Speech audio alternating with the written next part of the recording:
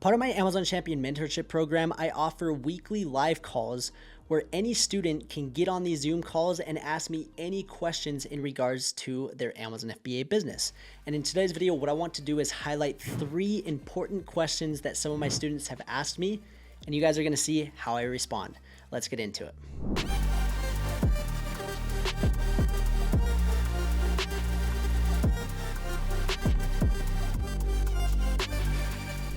Okay, so for your first product, do you recommend shipping by sea or by air?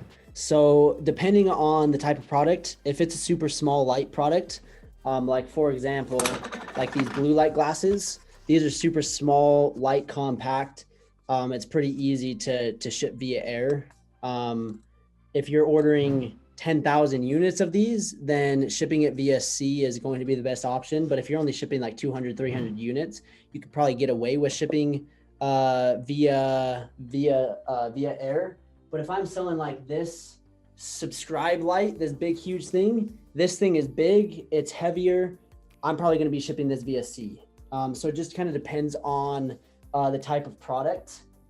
How heavy it is, that's another thing, is even though the product might be small like this, if it's like a brick, like super heavy, then shipping it via sea might be the best option. So what I like to do is I like to get quotes for both options, kind of seeing, okay, where are my profit margins at? If you're not profitable shipping via air, then don't ship via air. If you're profitable shipping via air, then that could be great to just get the product launched quicker. And then for your second order, your third order, or down the road, you can then switch to sea shipping to then bring down your landed cost to even lower than what it already was. So those are things to kind of look at. Another thing is certain products are like required to ship via sea, and your supplier will tell you what those products are. Okay. But those are kind of the things that I'm looking at for shipping via sea or air. Sure. Thanks. All right, Kameng, you got a question? What's up, man? How's it going, buddy? Good. Good. Do you I wish I was use on the any beach other... right now, like you like a picture in your No, background. no. Oh, no, that's not Photoshop, man. Photoshop. I got a question for payments. Like the payment dashboard on Amazon, it's a mess. Like, do you use any other apps or software to track your revenue and profits and all that stuff? So the absolute best way is Bench, and getting like a legit bookkeeper that manages everything. Now that's not going to be updated daily, but at the end of the month, they'll send you your profit and loss and basically go through your expenses, and you'll know. If you want like a good like guesstimate of pretty dang close, Helium 10 Profits or Fetcher by Jungle Scout are great options. Just to plug in, like you'll plug in your product costs, like your landed cost per unit, and then they'll go in and pull those sales data, and then you can look kind of daily. Those numbers are going to be pretty darn close, but they might be off by a little bit. And so depending on kind of what you're using it for, just to kind of gauge the profit, Helium 10 Profits, I mean, if you already have the Helium 10 software tool, then I would recommend definitely just using that. There's also others like, what is it called? Shopkeeper, and I've used it and it worked well.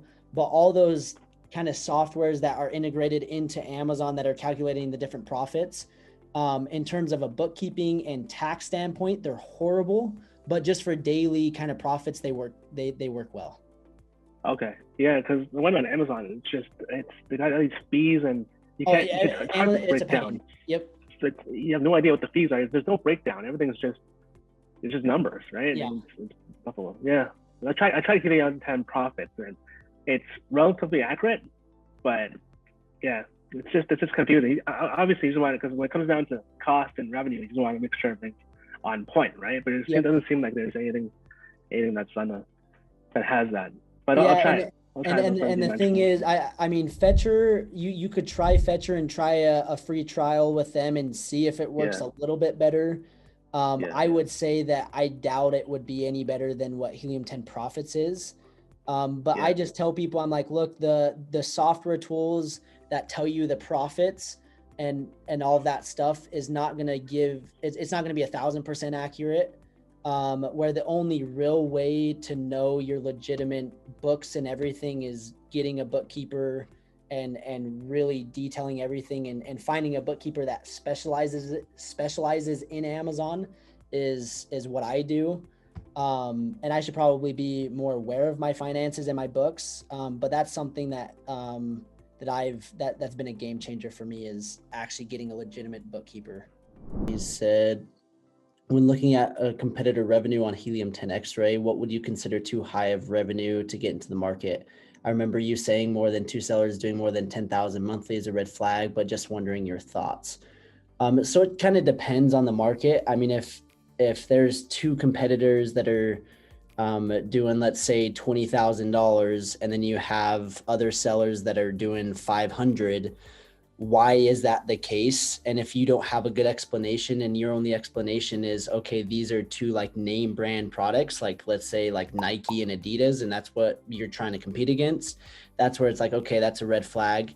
But if you're looking at the competition and you're just like, okay, well, maybe, I mean, there's a number of different reasons that could be the case. I mean, those 2 top sellers could have a bunch of reviews where the other people don't have a lot of reviews.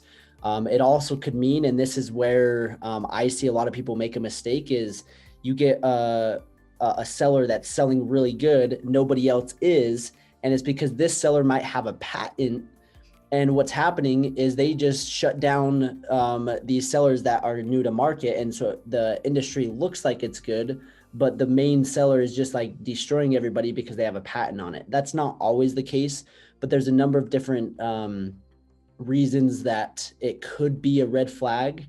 But if you're looking at the numbers, you're looking at how to differentiate yourself, all those numbers are panning out, then I wouldn't avoid it.